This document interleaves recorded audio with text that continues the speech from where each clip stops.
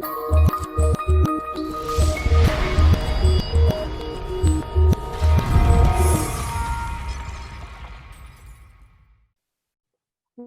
to the Fall Online Learning Series.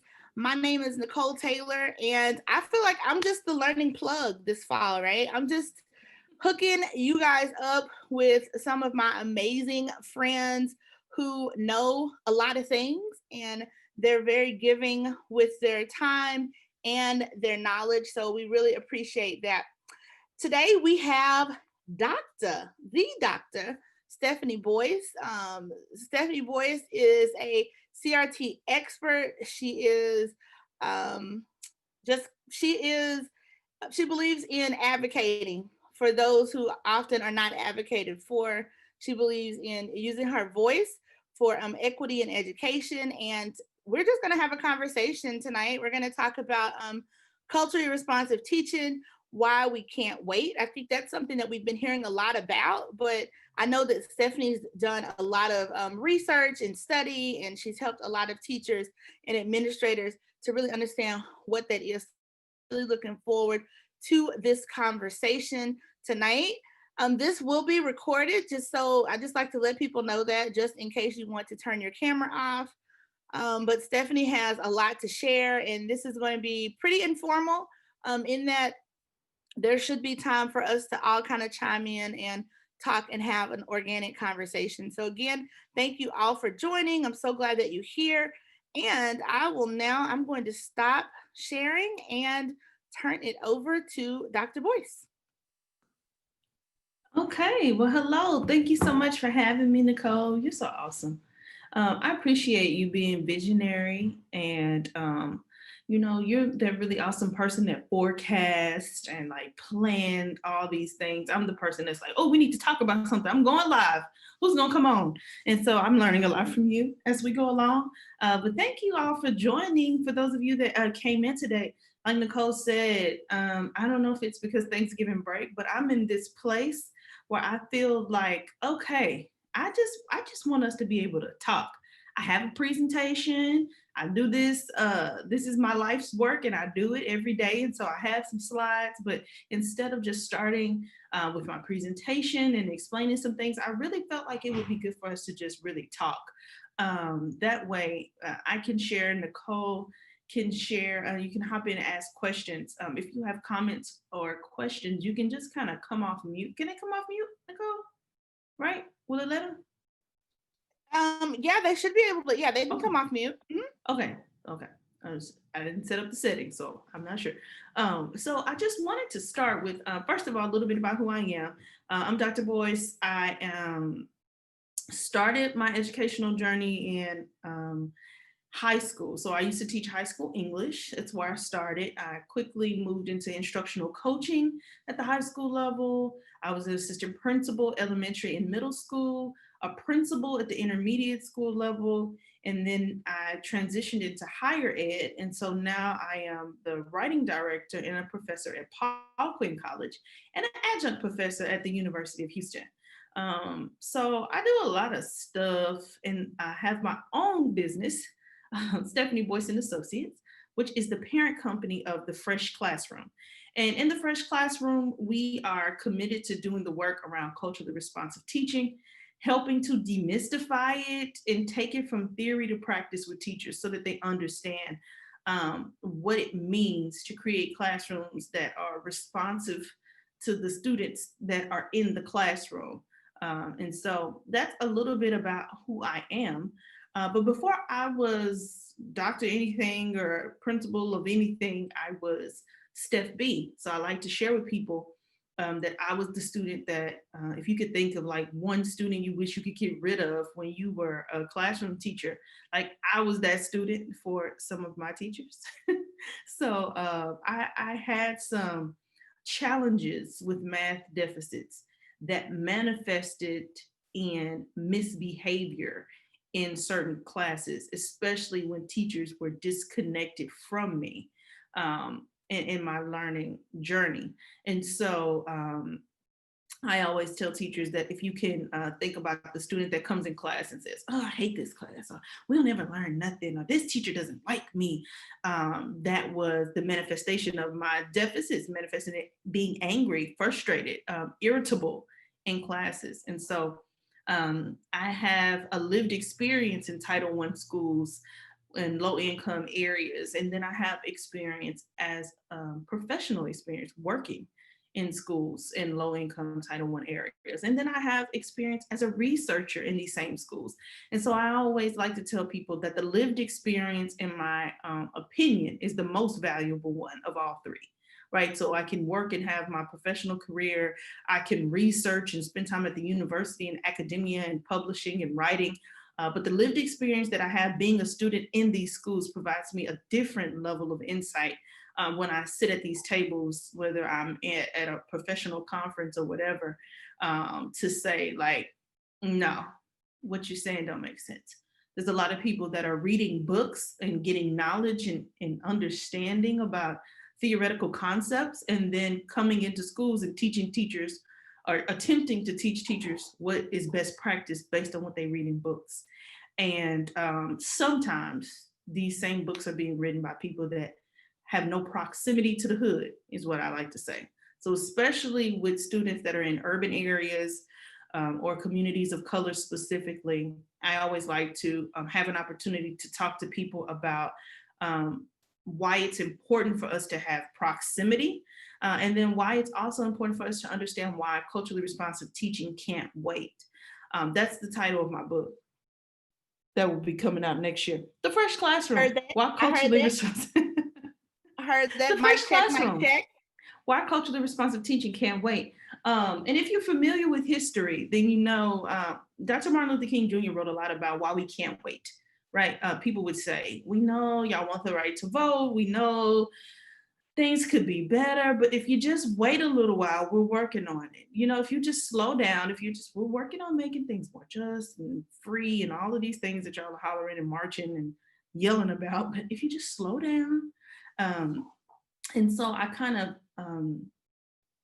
took that piece from Dr. Martin Luther King as my inspiration for the book, because for decades we've been seeing research about culturally responsive instruction and teaching and pedagogy, or whatever the term is being used, social justice pedagogy.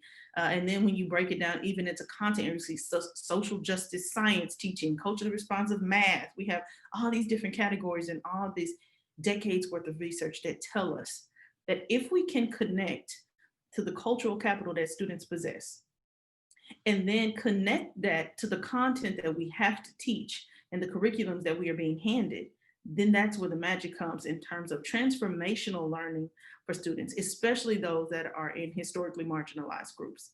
And so that's a little bit about me, about the work. That's what my heart is. That's where I spend my time training teachers, typically face to face, flying wherever, going to whoever is open for this work. But my biggest challenge and my biggest push is in this moment to push people towards not making culturally responsive teaching and practices something that is optional and tentative and maybe we'll get there. But in this moment where history is presenting this opportunity for us to really step up to the plate when it comes to racial justice, it's a time where it's dead on. Like for us in the classroom, it's like, okay, here we go. Like we have decades worth of research.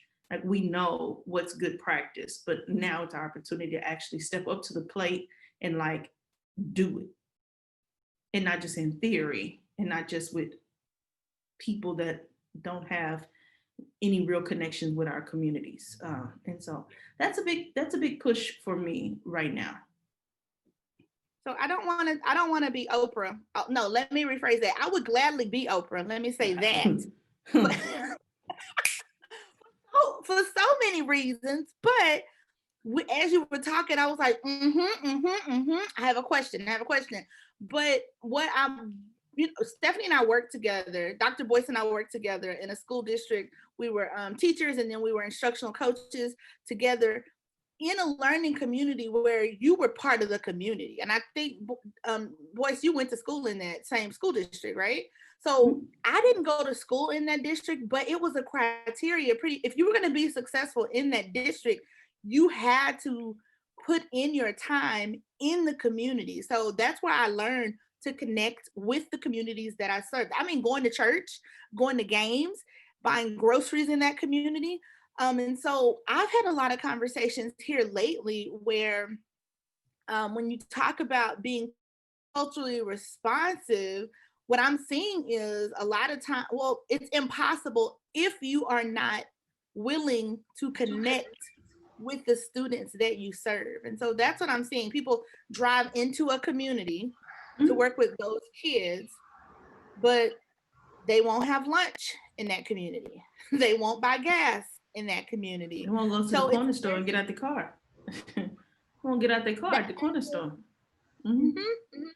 There's a big disconnect. So I feel like sometimes, well, what I need to do, um, I'm gonna say for me, for the people, we talk about CRT, like where do you start? Like where's a good start for people who maybe a teacher who wants to, do better, but they don't necessarily know where to start. What do you suggest for That's a us? good question.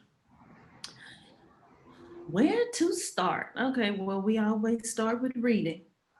With reading, um, that I would say that's the number one thing. So there are a couple of books I would recommend until mine comes out. And the first one is um, Culturally Responsive Standards Based Teaching. It's a book called Culturally Responsive. You want me to type it here? I'll put it in there. I got you in the Okay. chat. Culturally Responsive Standards Based Teaching. It's a school. The subtitle is from school to community and back. That's one of the books that I really love because it talks about it really explains this idea, and I'm going to share um, this with you. It's almost like a Venn diagram where you see culturally responsive instruction, culturally responsive standards-based instruction is broken down into two parts. First, we have the part that we usually focus on as teachers, and that's the standards-based part. We are getting lots of training all the time around how do we make sure our assessments are aligned with the curriculum? How do we make sure that our instruction is rigorous? How do we make sure that all of these things are in line when it comes to standards, and our standards being tested, of course, is how we get paid. But CRSB says, in addition to the standards-based focus, we also have to have this focus over here on making it culturally responsive.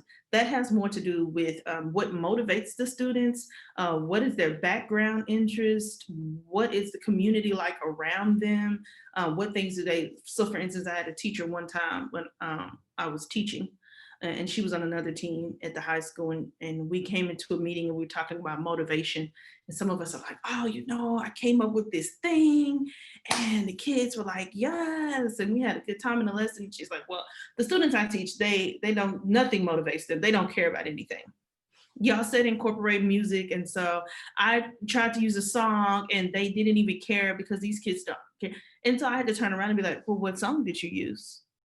And so whereas we're talking about songs that we had implemented into our lessons that were based on songs the students were listening to, clean versions of the song that the kids were listening to, this teacher had selected a song that she liked, that she thought was a good song. So then when the students didn't respond, she was a middle-aged white woman.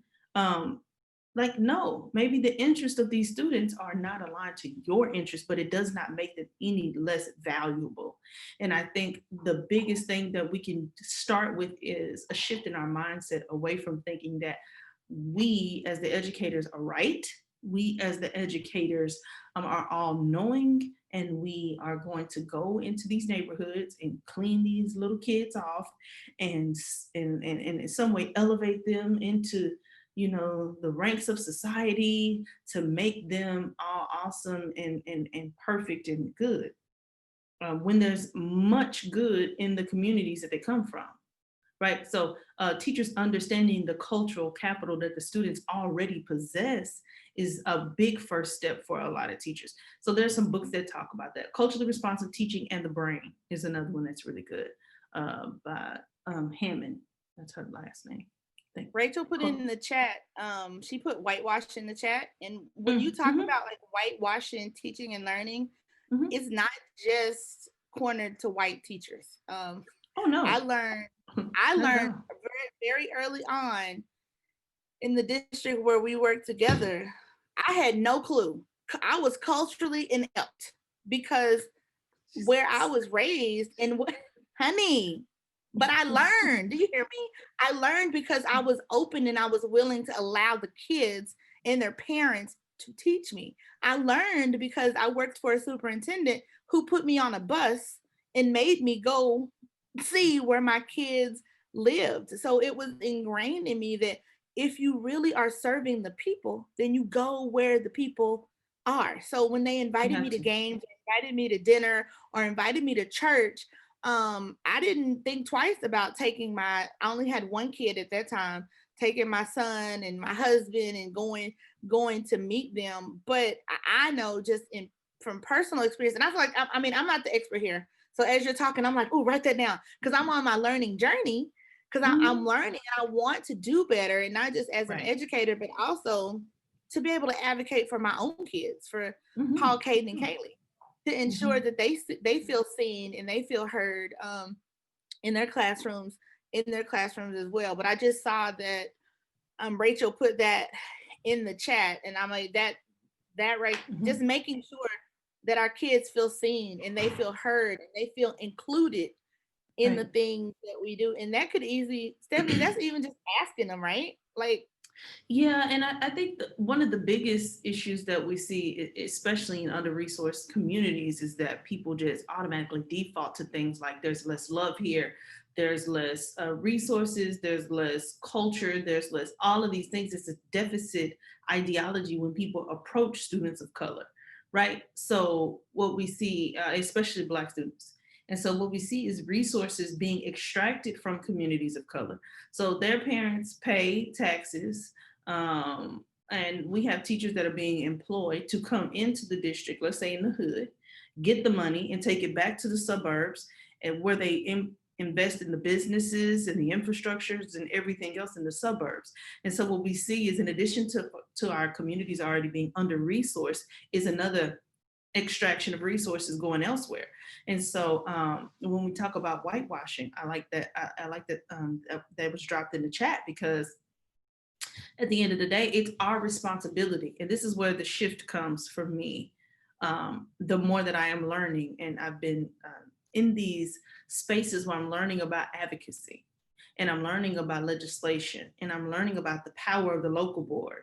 And so there is no reason, if I am a tax-paying citizen of a particular school district, why I should not be holding to account the people on the school board, the superintendent of the district, to find out how are we being intentional about ensuring our teachers have an opportunity to understand how to properly respond to the culture of the students here. What resources are we leveraging? What kind of trainings? And if they say what kind of trainings, okay, who are these people? Sometimes we're getting people that are coming in to train teachers who wouldn't step foot in our neighborhoods. They would park in your parking lot, get out and walk into the school. But it's time out for that. Yes, I can come to South Dakota. She said, "Can you come to South Dakota?" I've never been, but I would. I could. cold. You're gonna be so cold. I gotta go. Let's do it. My in-person trainings are resuming in January. People ready to get back face to face now. We've been virtual this whole semester, and I hate it, because the kind of work that we do, when we start talking about race and culture and cultural bias and all these kind of stuff, it's heart work, and it's hard to legislate matters of the heart. It's hard to say, why is it that you won't even stop at a gas station in this neighborhood? Why are you, what makes you afraid? Because for me, I, like I said, I understand the cultural capital. I understand that it is a dangerous narrative for people to believe that all Black communities are these places that are just rogue and people are waiting to rob you. And just like, I know that that's a false narrative. So it's the reason why when I travel and I go visit schools, right? So I go visit schools in communities specifically where people say that the kids can't learn. I go to schools that are having success in places where people say you can't find success. So, for instance, when I went to the south side of Chicago to urban prep academies, my aunt works in downtown Chicago when she flies into Chicago to work. So I met her there, stayed with her, and I said, okay, tomorrow I'm going to the south side. Oh, no, we don't go to the south side. My very pretentious aunt. We don't go to the south side. Oh, no, no, no, no, no. And I had to help her understand. I'm going to the south side. And not only am I going, but I am not afraid to go. You know what I mean? Am I cautious when I go to? You have to understand. I'm cautious, yes, but I'm not fooled. And when I got into like that particular school, to walk in the hallway amongst the kids is not an issue to me. If you have people coming into your school and they won't walk, they want to wait till, okay, when the kids pass, that's that disconnect. Any point of disconnect when you're looking for people that should be training your staff, working with these issues, because anybody can talk about it, anybody can read a book and create a PowerPoint presentation. But it's another thing to one, have a lived experience, and two, have proximity on a regular basis. So I'm in the hood regularly. I'm actually trying to buy a house in the hood, but you know, the way gentrification is set up, all the prices is out of control. But in the meantime, you know, I spend time talking to people, hearing what's going on and how people are feeling about things. And so, anyway, let me get off my soapbox and say, yes, those books are a good first step. But the first thing that you have to do is a mindset. So when we do teacher trainings, the whole first half of the training is about mindset. Like this question I'm going to ask y'all, and I want you to drop your percentage in the chat. What percentage of the day are you mindful of your racial identity? What percentage of the day are you mindful as an individual of your racial identity? 200%. I'm about to die, Nicole. I can't play with you. Stereotypes, 100%. Oh, Tammy said 100%.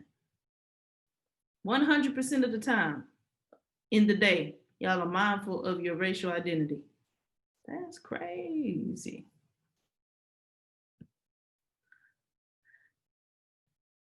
Well, I guess when you say that, is it, so I'm thinking about are you thinking in my home or just in the day? Because when I walk outside my home, I am let me have my 200%, Dr. Boyce.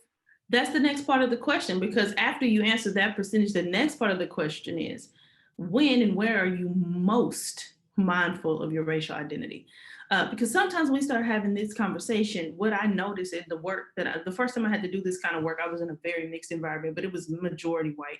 And we start to have these kind of conversations, and I quickly became aware. A lot of the work that I've done in the past has been with other Black people. When we talk about some of this stuff. And so now when I get into environments where it was like majority white people, I'm thinking, oh, like they're like, never. I don't really think about that at all. And so it was a stark contrast when we started to have these real talk conversations to see like, because my answer was more like 90%. Like if I'm outside the house, like has been said a couple of times, I am more acutely aware when the police ride by, when I'm walking into an academic setting, because I have mastered code switching. I am a master of that, right? I'm a master of moving between my formal and informal dialect with ease, and I no longer allow myself to feel like it's inappropriate to bring the authenticity of who I am. So yeah, so I'm always advocating in this season, especially in workplaces. I'm starting to do diversity, equity, and inclusion work in companies. It's the same kind of concept. It's the idea that people want to feel like they belong. They want to feel like they're included. They want to feel like they can bring their fully unassimilated, authentic selves into any space. That's the ultimate freedom. For me to get a job at a place is fine, great. To get a bag, we have to secure a bag. We have to get economic freedom. That's all that is great. But if I have to come in fully assimilated and inauthentic every day, I will never feel like I fully belong.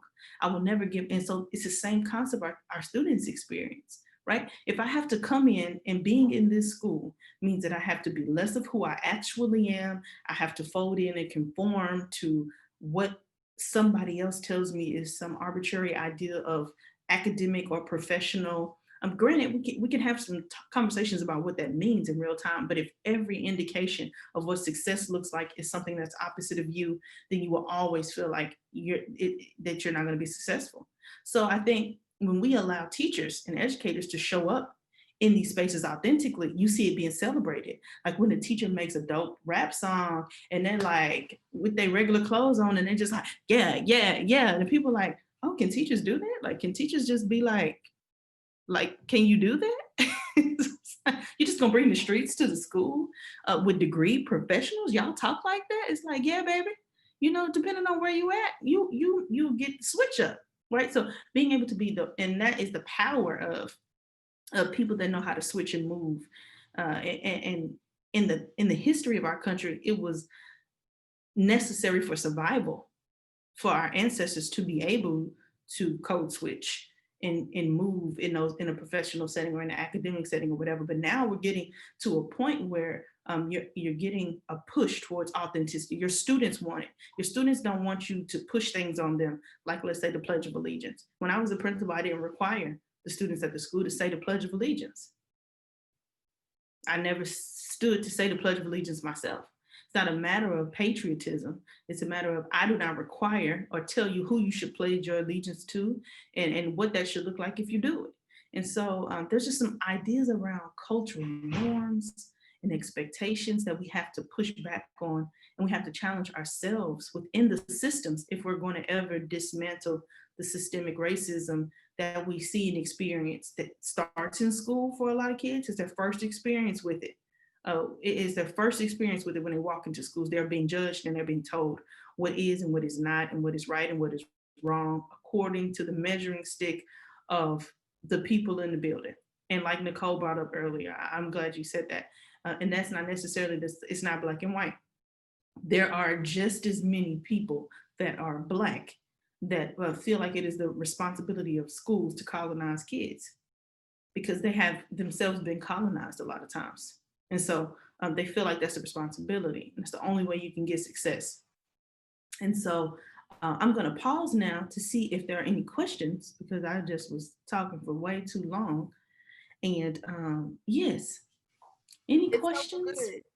It's so good. You see that we're the Amen corner is in the chat. We are all we need is offering, Dr. Boyce, because we are amening and high-fiving, and ain't that the I'm truth done with in you. the chat? Because this has been Yes. so good. And as I'm listening to you, I always look through the lens of my own children. I mean, because I'm a mom. My children in my house and the children that I serve. But as you're talking too, I'm like, I just had this conversation about being able to show up wherever you are in, as your full, in your full authentic self. As a Black woman who is very proud to be a Black woman. So I'll be quiet. If anyone else wants to unmute, because I can text you, I Oh can no, call you. no, because what you're saying, like I remember it made me think about when I started my locks. So when I started my locks, I cut my hair off, all my processed hair. I had like a little afro that was like this big, and then I started my locks with like little bitty locks. And I remember being in a professional setting with other Black people. My two supervisors at the time were both Black, and I remember one of them saying, "Yeah, I'll get braids sometimes, or like some goddess locks or something if I'm going on vacation, like a protective style for vacation. But like, I just don't feel like it's really professional." Even in that passive microaggression, like I'm in a professional setting and you are my supervisor. So if you don't think it's professional for yourself, I can infer without you telling me, you don't think it's professional for me. to have locks in the workplace.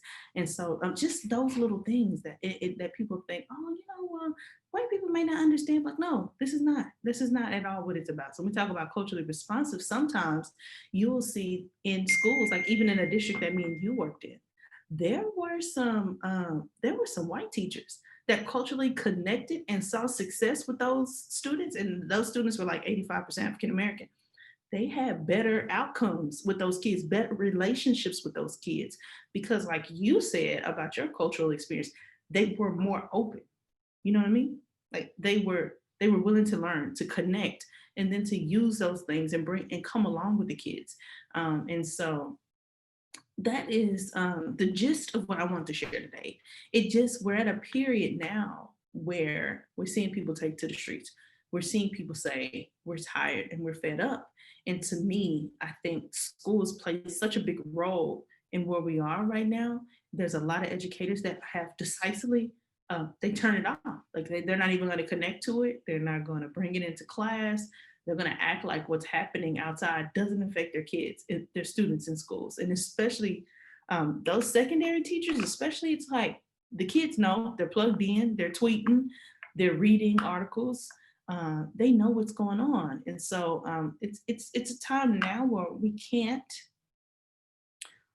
put it off or act like it's optional. And so for parents and community members, I always urge them, go to your board, ask them, what are you doing to address these issues? How are teachers being trained to handle them? Since whether you call it sensitivity training, diversity and inclusion, that you have to go and you have to ask and hold them to account for these things, because otherwise it's always like, well, if a teacher decides they want to individually opt into a training, they can. No, no, no, no, no.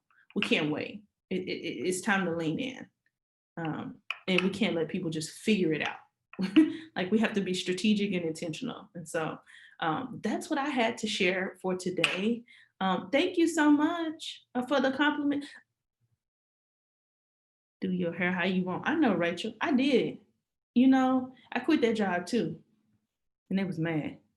Like, dang, come back, little locks. But now, when you come into, you see a vision for yourself and you remain true to who you are, your authenticity. Now, when you see those same people, they're like, oh, your hair's so nice. Oh, your hair's getting so long. I love it. Oh, it's cute. Yeah, it's fine. It's professional now. But yes, thank y'all so much. I appreciate that.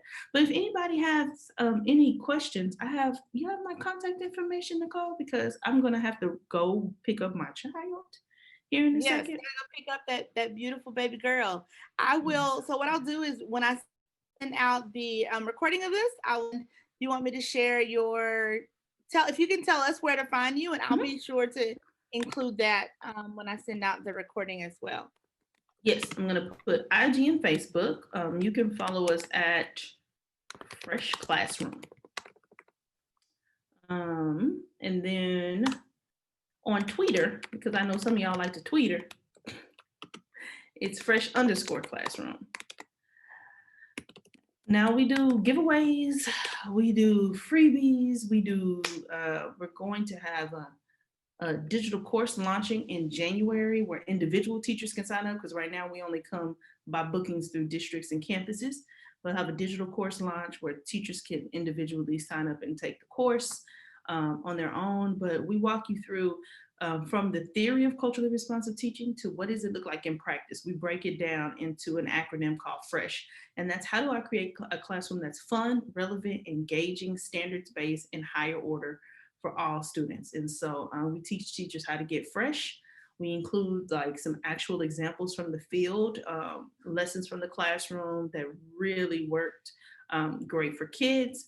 And yeah, that's a little bit about, Rachel said it feels like 26 degrees. Maybe you'll wait till, listen, wherever the work calls, we put a coat on. I was in Toronto 9 months pregnant before I had my baby. Because that's what the work called for, and that's what we did. And my husband was pushing us through the international airport with luggage. Like, it's what we do. Just you can visit us at thefreshclassroom.com. You can contact me through there. You can see a little bit more about the training information on the website. But thank y'all so much for joining today. I'm so excited about the work, and I'm excited that y'all have this Thanksgiving break. And I'm prayerful that you will unplug and recharge and get ready um, to hit it next week. So enjoy y'all's Thanksgiving. I'll be Thanks so enjoying much, mine. Dr. Boyce.